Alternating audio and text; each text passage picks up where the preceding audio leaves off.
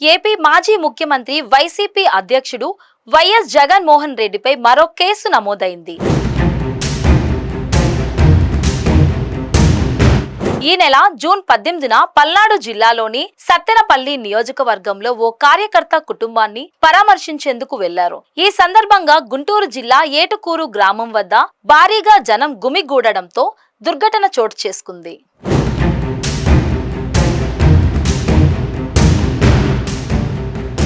YCP కార్యకర్త చీలి సింగయ్య జగన్మోహన్ రెడ్డికి పుష్పగుచ్చాలు అందించేందుకు వాహనం వద్దకు వెళ్లాడు. అయితే అక్కడ జరిగిన తొక్కిసలాటలో అతను జారి పడిపోయారు. దీంతో జగన్ ప్రయాణిస్తున్న ఫార్చునర్ వాహనం టైర్లు అతని పైనుంచి వెళ్లినట్లు వీడియో ఫుటేజ్ ద్వారా తెలుస్తోంది. వెంటనే అతడిని ఆస్పత్రికి తీసుకెళ్లినప్పటికీ అప్పటికే మరణించినట్లు వైద్యులు నిర్ధారించారు.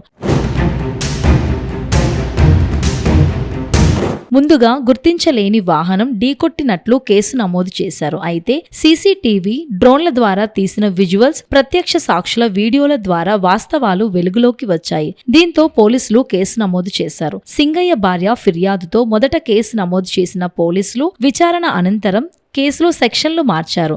భారత్ న్యాయ సంహిత సెక్షన్ 105, సెక్షన్ 49ల కింద కేసు నమోదు చేశారు. ఈ సంఘటనపై విచారణ ఇంకా కొనసాగుతుండగా పోలీసులు అన్ని ఆధారాలతో నిష్పక్షపాతంగా విచారణ కొనసాగిస్తామని తెలుపుతున్నారు. రాజకీయంగా సంచలనం సృష్టించిన ఈ కేసు ఎలా మలుపు తిరుగుతుందో చూడాల్సి ఉంది.